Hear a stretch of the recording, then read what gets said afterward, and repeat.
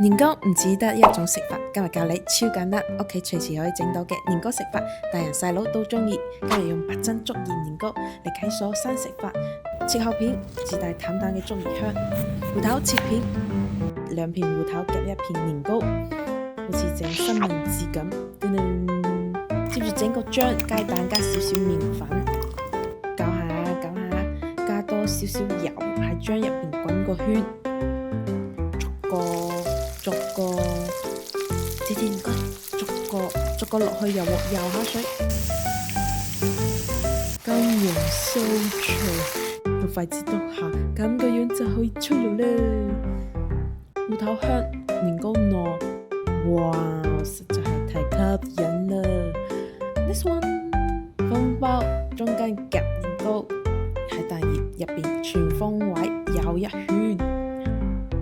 再跳入油鑊試下油溫，好正啊！煎至兩面金黃就可以啦。屋企有年糕就可以試下新食法啦，你最想試下邊一個？